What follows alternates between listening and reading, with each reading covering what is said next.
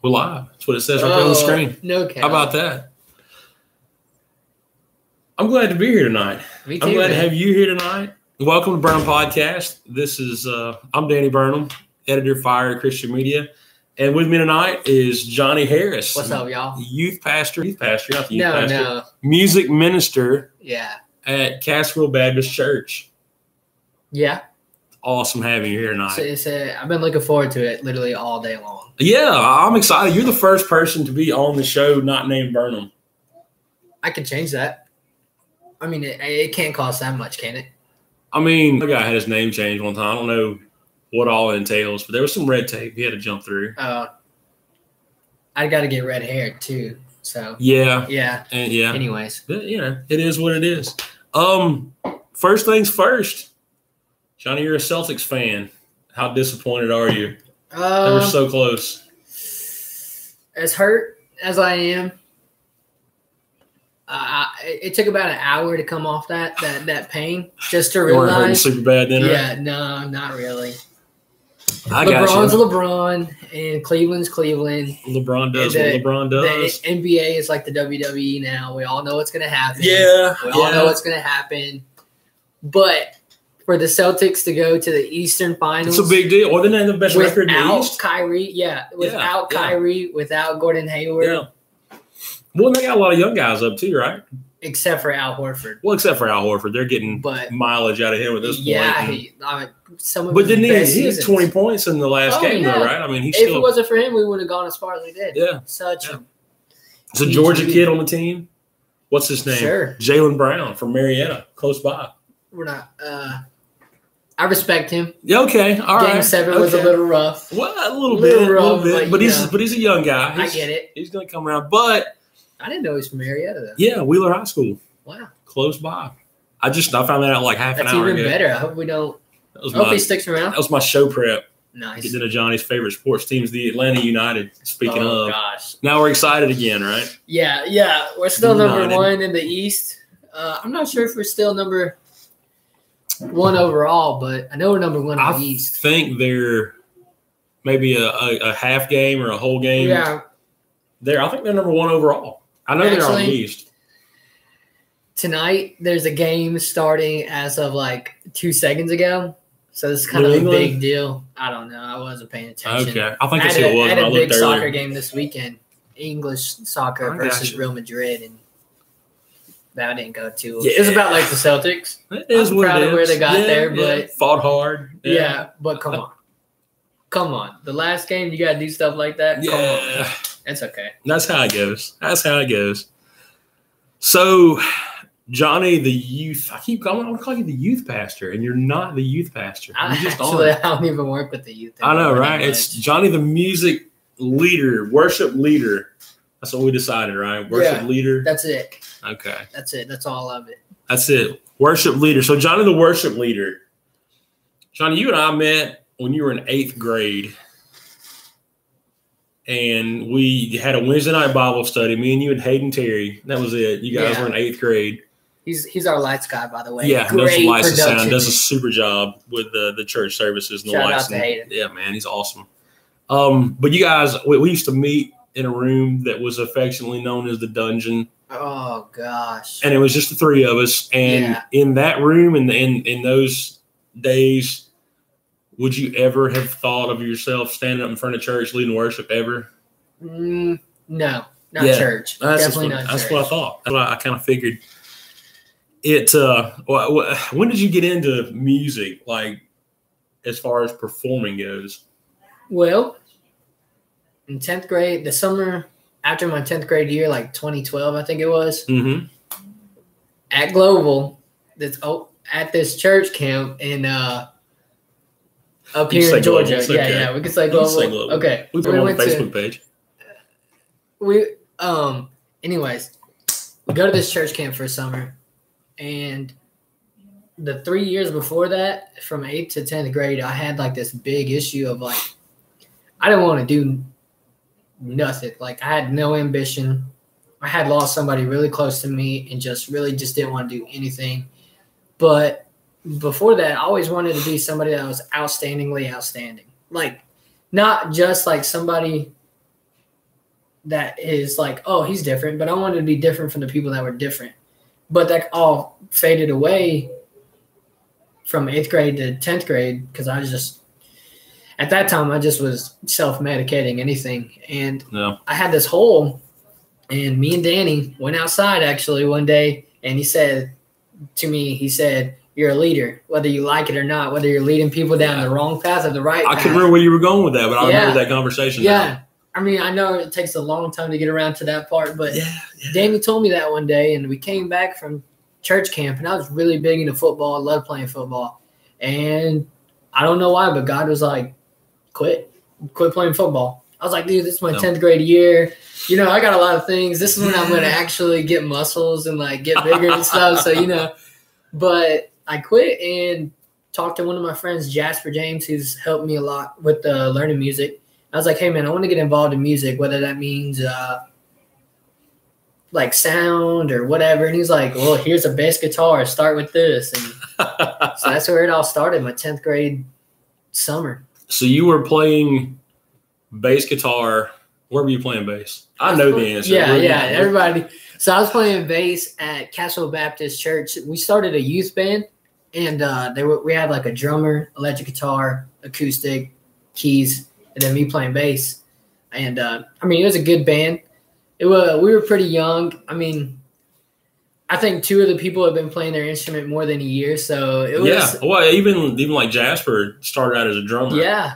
Completely. And moved into like learn to play guitar and Exactly. That's where I learned something like you got to learn where to fit in almost sometimes in a band. You have to, you don't play electric guitar all the time. So you got to learn how to be flexible and bounce around to different ideas. And like, I honestly want to learn how to play every stringed instrument, I mean, I want to play drums. I want to play anything and everything. I want to be able to play. Man. So that's something you got to learn as like a worship person is you got to be able to fit in where you're needed. Right. Yeah. I mean, that's a big deal. So that's, when are we talking about time frame wise? You started performing at church. Did we say 2012? Yeah, 2012. Man, has it been that long ago? It has. Very. I guess it has because me and Jessica have been married for just over 6 years now. Yeah. And we had just gotten married when you guys started the band. Exactly. Yeah, that's like a couple months after that. Yeah. We started. Man, that's crazy. Yeah, it was good times. So you're playing bass in the youth band on Wednesday nights. Yeah.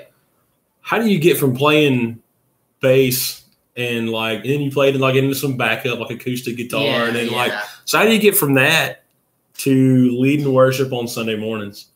Well, another long story. Do it, man. So I'm playing bass, and one of the guys that we was in our band, he was graduating and moving on. So I was starting to learn acoustic here and there, the 4 chords and a capo, and you could play just about any worship song. So I was doing that, and I learned how to play One Thing Remains was like the first song I ever learned how to play. It was awesome. But I learned how to play acoustic, and then I just really wanted to get into electric. So from 2012 to 2014, I had learned how to play acoustic and a little bit of rhythm guitar. But the camp that we went to in 2012 asked me to come work for them for the summer. And they were like, do you play guitar? Do you play electric guitar? I'm like, yeah, I play electric guitar, thinking rhythm.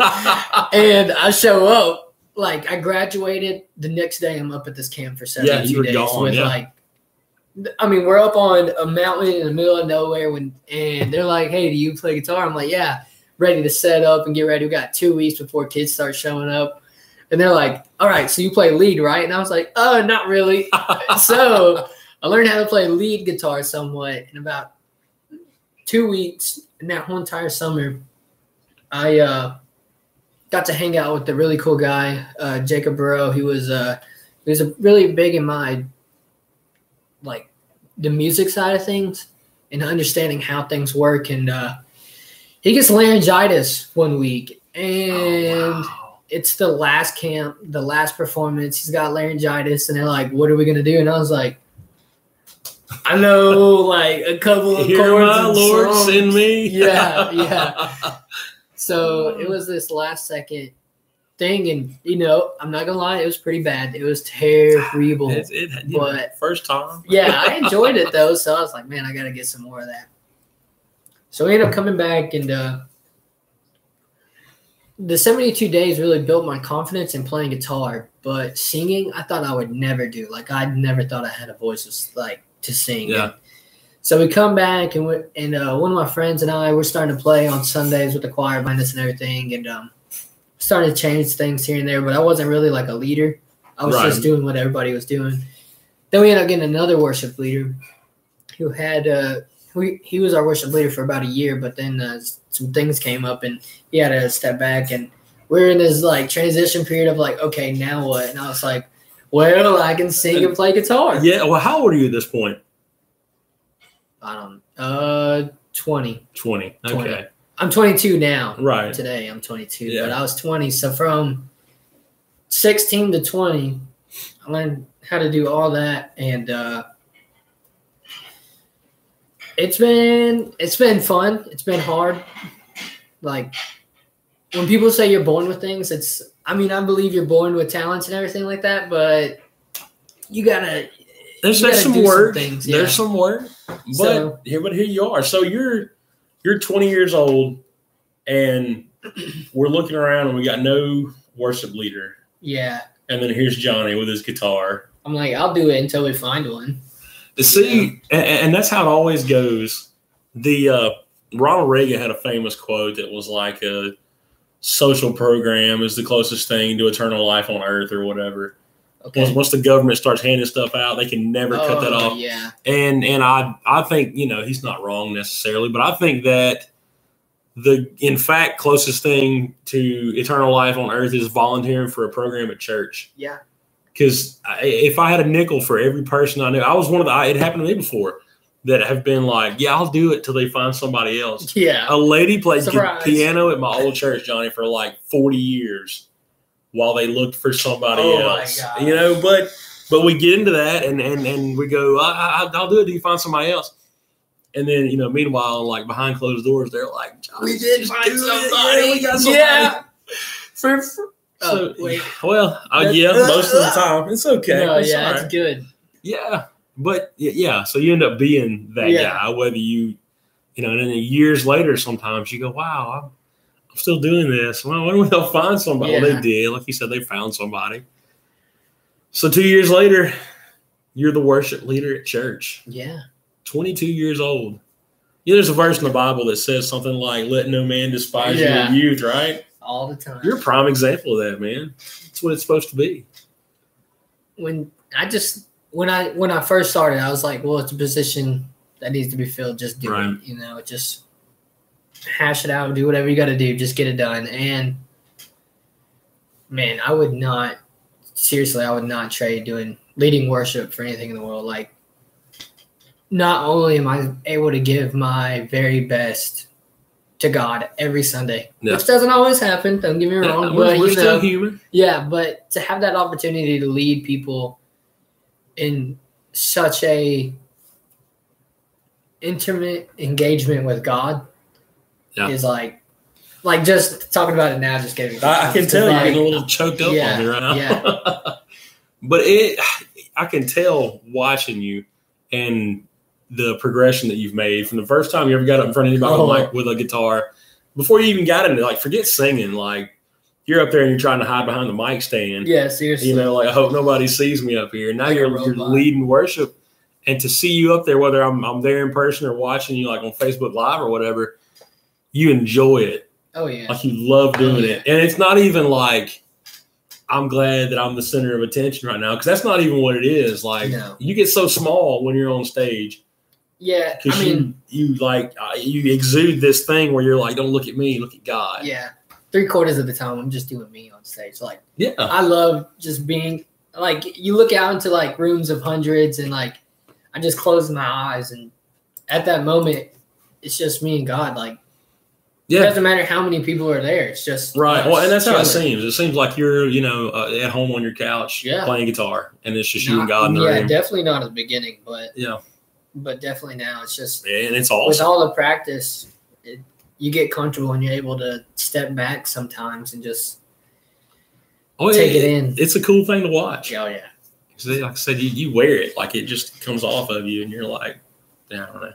Your personality lends itself to that, and getting out of the way and letting God come into the room and do his thing through worship. And it's a really cool time of most services anyway. Right. But then you got to listen to the guy talk for like 30, 40 minutes. Like talk. Yeah. Ron's awesome, man. Yeah, Ron's the best. Ron is the best. We have a pretty good relationship messing with each other. So. Yeah, Ron's a fun guy and such a visionary. Oh, yeah. Oh, dude, I would not be – I mean, what pastor lets a 22-year-old run – worship, you know what I'm saying? Like, we let a 20-year-old run it one time before. Exactly. So Ron's helped me out with plenty of things. Like, I mean, from a relationship with my wife to church. I mean, he's just been there for the last couple of years, and it's just. What and how much has the church changed? In the last 3, 4? How long has he been there? 4 years? 3 years? I think it's 4 years. 4 years. It's been a while. It's I mean. Let's see an example of we had in our sanctuary was just like this plain Jane, and it was good for what it served. You know, it's everything. But at this point, we had like lights coming up from the back and the the stereotypical one of the things the forklifts lift up pallet. The like pallet the wooden pallet wall. Yeah. So we got lights and all that coming down from above. And and we got electric instruments on stage. Drums. And it's guitars. awesome. And Ron he's an incredible visionary. Oh, yeah. And he loves the local church. You mentioned your relationship with him and then how you guys kind of go back and forth with each other. How important is it to have the support of your pastor and that relationship with him and what you're doing?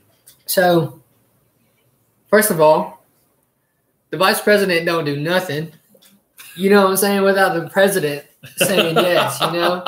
So first of all, like on a political standpoint of church, because there is kind of like not logistics of it. Right. You know, you definitely want to be on your side. You want to be you got to have each other's back, because on a Sunday where I just sink, just do terrible. Sometimes I can't think of the chords, can't think of the words, can't do nothing.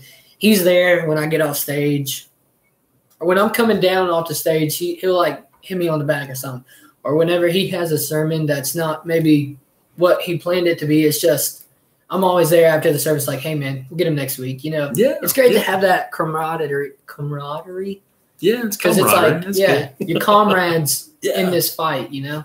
Yeah. So it's cool, and they're it's sad, but there are churches where the worship guy and the head pastor either don't get along or don't get along well. Oh, and by the way, like the biggest thing about our relationship I enjoy is, you got your work relationships and then you got your friendships, because there's a lot of times in churches where they're like, oh man, I ain't got no friends, or I ain't got like nobody wants to hang out with me on any day other than Sunday and Wednesday. And I'm like, well, that's probably because you don't hang out any other time. You know, you're always doing ministry together, which is great. But there's times where we'll go get dinner and we'll just hang out. We don't talk about worship. We don't talk about church. We just, hey man, how's work going? Yeah. How's life? You know? And that's like the biggest thing with a team.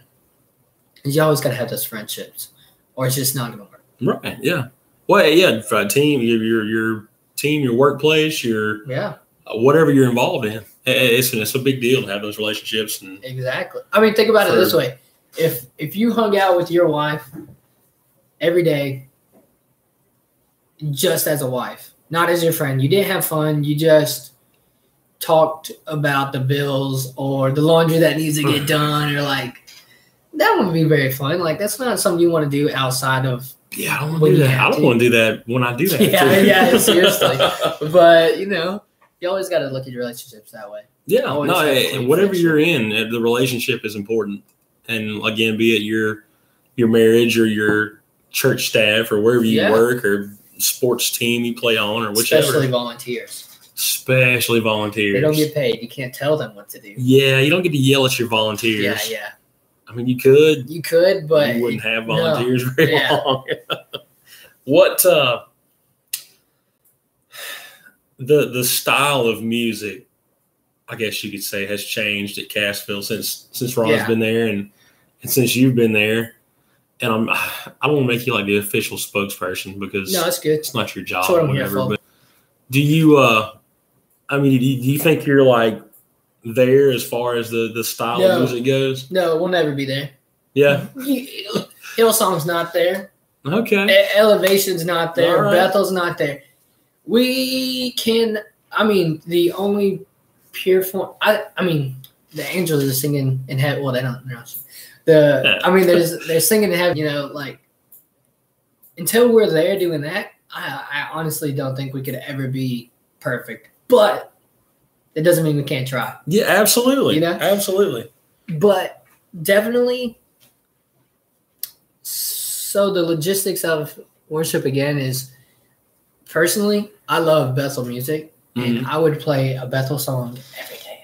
Well, I was going to ask you what some of the influences were, but go ahead. But maybe not everybody in the congregation can relate to that song like I can. Right. So you definitely don't just get to do what you want as a worship leader. You definitely have to, like, there's one song I cannot stand playing, but the church loves it. The church loves it, and I'm like, all right, let's do it. Anybody that listens to this now is going to ask you what that song is. So I'll tell them in person. Just saying, you got to be ready for it. It's coming Sunday. What's the song? What's the song that we all love that you hate? Oh, yeah. It seems like. I know you feel like you're not like there yet as far as that goes, and the style of music is going to continue to change and evolve forever. Yeah, but I did want to say that I feel like the style of music that you're doing there now is really in touch with the crowd, with the congregation, and I think that's really cool that there's that synergy there. I guess you could say they kind of work together. And well, it's a culture. We have you have cultures in churches. Like, my main thing was, all right, let me think about it. And when I'm driving down the road, what song do I stop and I'm just like, wow. Yeah. And then I go around and I ask people, I'm like, okay, what do you think about this song? Right. And, there's songs that we try that just people look at us dead. We're like, all right, not that one again. That one's off the list. But then we'll play a song right after that we had no idea would touch so many people. And it's really, I wouldn't say it's trial and error. Like, we're not just pulling songs out of right field or anything like that. But you don't know until you try it. And at this point, we're starting to, the congregation's feeding off the team and we're feeding off the congregation pretty well. There's this relationship in that moment of energy that you feel from the Holy Spirit, definitely. Because when we're feeling it, they're feeling it. And when they're feeling it, it makes us feel it even more. You guys so it's just like raised a level on each other. Exactly. So these songs that you decide to play, I guess you're like polling people basically and asking what they pretty much like, and you can read the audience, like you said. Yeah. How do you decide what songs you're going to play? Well, there's actually. Is this like a secret you don't want to? No. These are the hours that people don't see. Yeah. And when it comes down to this, you have to find. So every Sunday, I set up this list to go with the sermon, if possible, as many places as I can. You have to see what they say, because you're not going to want to play like certain songs that talk about the exact same thing. You want to make this like almost like crescendo of emotions. So you want to show up and you want to get everybody hyped and everybody into it. And sometimes we switch it up. Sometimes we'll start with a slow song, but we'll start with like a upbeat song and like everybody gets into it. And then like, hey, welcome everybody. We're glad everybody's having a great time. And then the next song is kind of like a song talking about confessionals, like I'm a dirty, rotten sinner, and I need you, and I need you. But then the next song is like a song about resurrection. You know, like, so you're starting out at this like, resurrecting. But you start off with this high energy to get a lot of energy in the room, and then you transfer that energy almost into like you're noticing on yourself. You're looking in on your heart, and you're like, okay, God, I have some issues here. And then the next song is like, you want it to be like really powerful and almost like an anthem, so you can take those emotions that you feel and just blare them out to Him. And then the last song, you definitely want to have like a reflecting song of like, you want to go out in love. You know what I'm saying? Like, you want to like an empowering song, or a song that just really shows the grace of God. So that's how I pick songs every week. And the way I pick songs to play is like, okay, we have a lot of these fast songs. Maybe I should look for some more confession songs, or maybe I should look for more anthems. So there's like different style of songs that make you feel different ways. Definitely. So what kind of practice time do you get with you and all the other musicians in the choir? Right now, we're practicing for an hour we'll practice from 7 to 8 on Thursday nights. And then we'll practice we'll have like a little rehearsal time before Sundays, really just for sound checking. Right. We want to have it clean, ready to go. We're shooting for more practice time right now. It's kind of hard in the summer. People got vacations. Folks coming and going, and again, they're volunteers, so it's not like you have to be here. Yeah. And I love the fact that they're there doing what they do already. We got some great people working really hard, but right now we're thinking about jumping up. I would say an hour and a half at least with your musicians. Right. An hour with your vocalist is always great for practice. For rehearsal, everybody for as little time as possible, to be honest. I like to have a little bit of time before service. Yeah, it's nice to get that last little bit in, and then, like you said, have that moment for reflection before you get into, prepare your own heart for worship and for whatever the message that the pastor's got. And exactly. But that's a little glimpse into, any aspiring music ministers that may be watching or listening to this, and it's kind of a little bit of what goes into putting a service together. The main thing is communication of expectations. Yeah. If your team doesn't know what you want them to do 100%, they're not going to do it because they don't know. Right. So you got to communicate and always set your team up for success. Give them their resources, give them the information. You never want to let your team down. So do your team comes to practice on Thursday nights? Oh, is that when they find out what songs you're going to sing? No.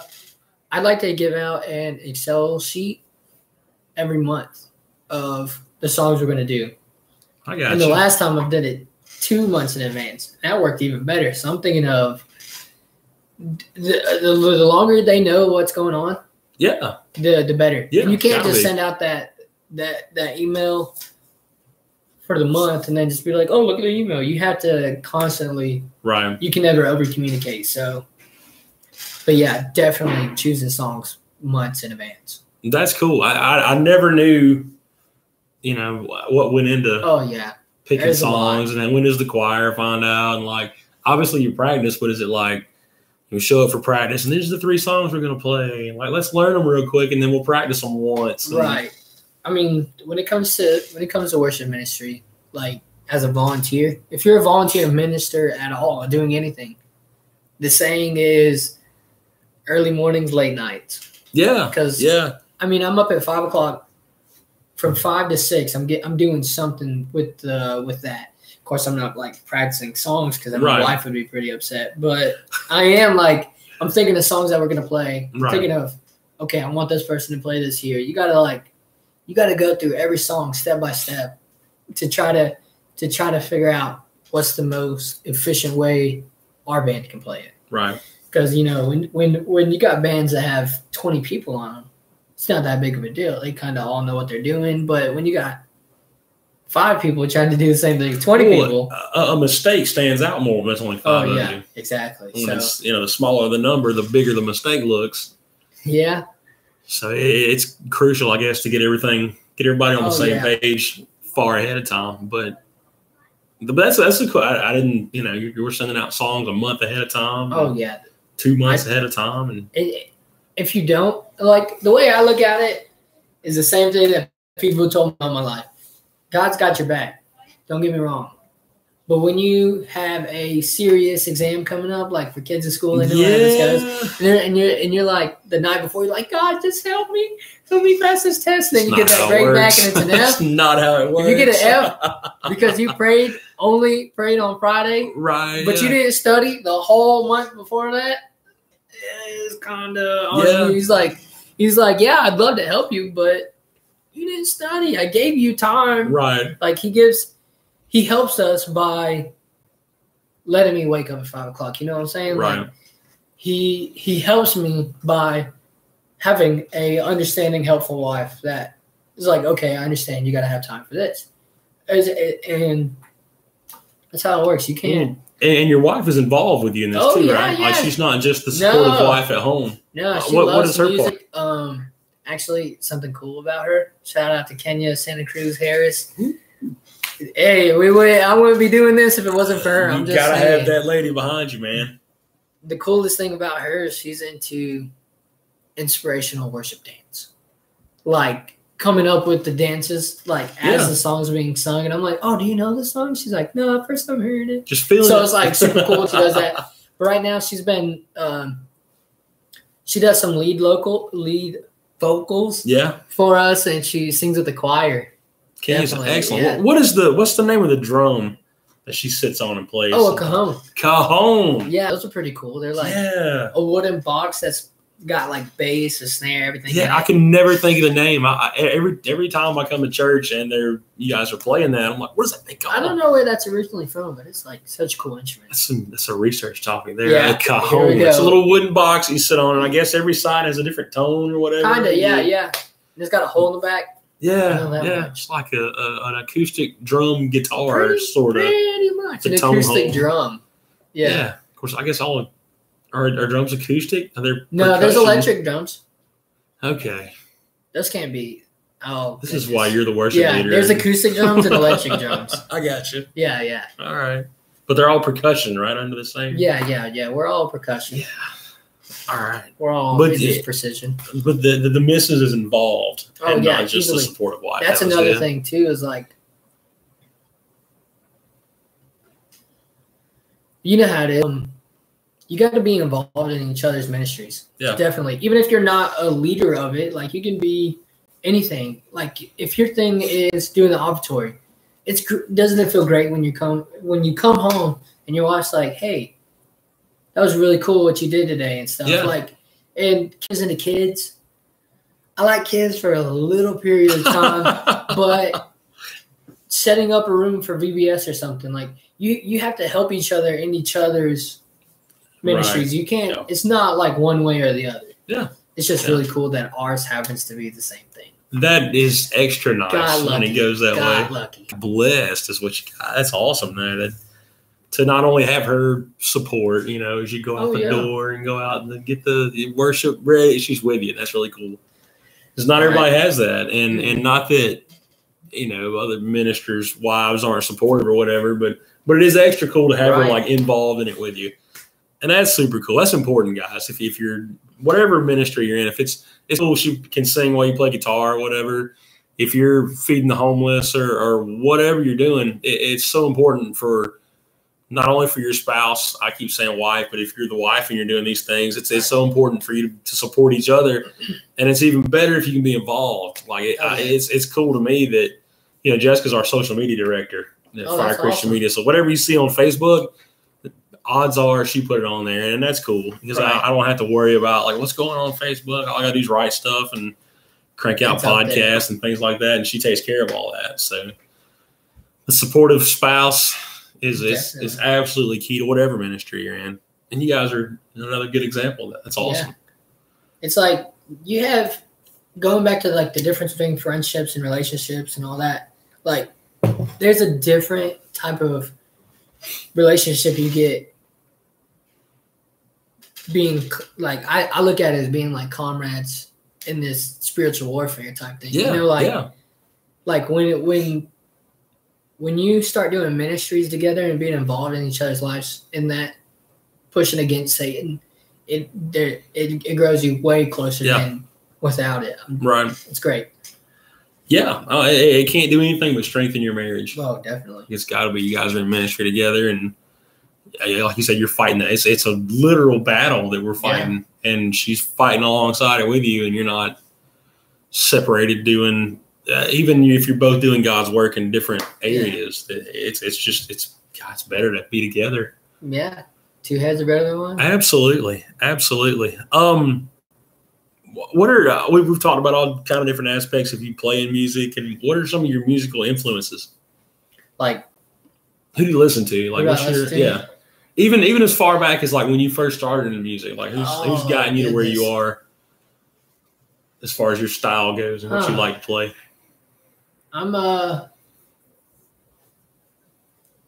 not really a Christian band, but the Abbott Brothers have they've been a big influence on. I love like folk music. Yeah, and I don't know like mountain music. I love mountain music. Oh man, I don't know what it is. That's a big influence because I want to learn how to play like mandolin and banjo, and got me into what's their name? Ren Collective. Ren Collective was a big influence because they had a lot of upbeat songs, but they still have some really in-depth songs. Like I like songs where the lyrics are in-depth, you know? Right. And so when I first started listening, definitely some Chris Tomlin. Like that was the thing. Yeah. Passion City, David Crowder. Love Crowder. Yeah, man. Crowder is. Love Crowder. He's his own person. That's what I love. Like, I inspired to write music. I write a little bit, but I haven't performed any or anything. Right. Like, it's for myself pretty much. And gotta be him. Like, that was my first one. Was like, dude, I want to be like David Crowder. And who wouldn't, man? The first song I learned how to play and sing was How He Loves. And just, that's my favorite song to play now. Still is. Yeah. Right now, though, is like, I feel strong about Bethel music. Yeah, you mentioned them earlier. Yeah, they're definitely, I think they got it going on right now. They got a lot of, so when you're planning a worship set, you want songs that, like, you do have a time frame. You cannot be up there for hours. I mean, you could. But they might not let you do it again. Yeah, they may not let you do it again. So you have this plan, but they're really good about having set songs and like how they work and letting the Spirit lead that song. You know what I'm saying? Like, I have 15 minutes to play 2 songs, but I might cut down one song to 5 minutes, the other one to 10 minutes, so I can. And if nothing happens, hey, you got done early. Right. But that's something Corey Ashbury, he's got a song called "Reckless Love" that I am in. I love that song. That's my song right now. That's my yelling song. So that was one of the main things, was because I like the kind of music that's just you. You know what I'm saying? Like the different things, like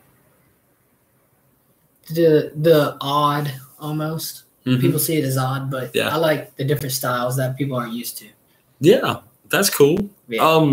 You mentioned some secular bands as some of your musical influences. It's better. It's a lot better than it used to be. Oh yeah. But the musicianship and just the quality of Christian music has improved so much. Do you think it's on par yet with secular music, just in terms of quality? You think so? There's a couple genres still doing a little bit of catch up. Yeah. Like you see, like Christian artists are taking billboards right now. Yeah. I have a rap group that I listen to. They were #1 on the Billboard for like 3 weeks, and I was losing my mind because that doesn't happen for Christian rap music, you know? Yeah. So definitely that. I mean, I have songs about my wife that are right. Like you can. A lot of people are like, you can't listen to secular music, but definitely not the truth. Now, I wouldn't listen to something that is corrupt. Like, right, it's going to corrupt it's you. either Anything, like, building up or it's tearing down. Yeah. And if it's, not tearing down, then yeah, I love my wife. I'm making a song about it. Yeah. No, that's good. There's songs like Psalms, Proverbs, there's a lot of stuff in there about my wife and my love and all this stuff.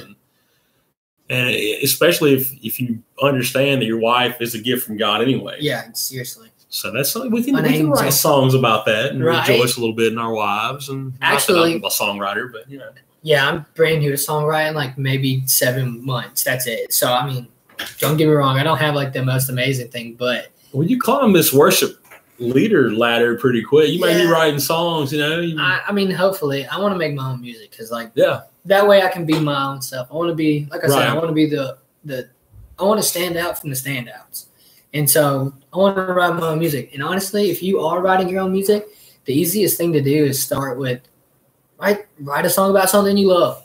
Yeah, and then because it's a lot easier. I think it's a lot easier to write about other things, because to perform a worship song in front of a church, there's a lot of like subtle things you kind of have to get over and make sure you don't want to say the wrong thing at the wrong time. And when you're writing a song for church, you're thinking about the church. When you're writing a song about you, you're thinking about you. It's like it's a lot easier to think about you than the church. So that's true. Yeah.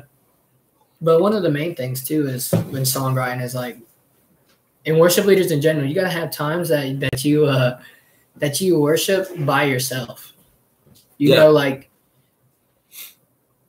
on Thursdays and Sundays, like I said, I worship and I'm seeing God and I'm there with Him, but I'm also thinking about the music. I'm thinking about the sound. You got to have those times where you're like, I like to just sit at home for an hour, 2 or 3 times a week, and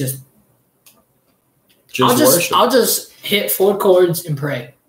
Yeah. In a singing voice. That's literally it. That's awesome. Yeah. It's a big deal to do that kind of stuff. I just got into it and it's changed my worship. That's really cool. And that's not something that I would ever have thought of. Yeah. Like I know, like I have my prayer times and my quiet times and all the things that I do. But when it's your job, like you talked about, orchestrating the atmosphere in the room, you get up there and you do, like we said, a good job of separating yourself from the stage and, enjoying the worship. But you're still the worship leader. Right. Yeah. You're still kind of pulling everybody along. Yeah. When things go wrong, it's still your fault. Right. Right. So you always got that in the back of your mind. And honestly, but to take that time though, that's really cool. It helps on Sundays too. Yeah. Because it makes me realize like, okay, this is what I need to get into my intimate moment with Him. So. That's cool, man. Cool. That's cool. That is an excellent inside look at the life of a worship leader. That's really cool, man. So I think we're going to jump off about here. Hey, that's fine. Unless you got anything else you want to throw out there to the aspiring musician. Just remember, a lot of practice. It doesn't come natural. People say it comes natural. It may be easier, but it doesn't come natural. You weren't born with a guitar in your hand. A lot of practice. A lot of hours, a lot of dealing with people sometimes, and a lot of just praying and giving up, to be honest. Yeah. Giving up and letting God just handle it. That's it, man. That's my take. Well, all right. That's Johnny's take. Hope you guys enjoyed it. Thanks for coming on, man. No problem, man. We'll do it again sometime. No, I had a blast. And thank you guys for watching, for listening, whatever format you're on, and we'll put this thing up, get it up Thursday. Oh, yeah, dab. Nobody's ever dabbed on here. Oh, you were supposed to say good evening. Good evening. We'll put it on the end of the show. So good evening, everybody. God bless y'all. Thank you.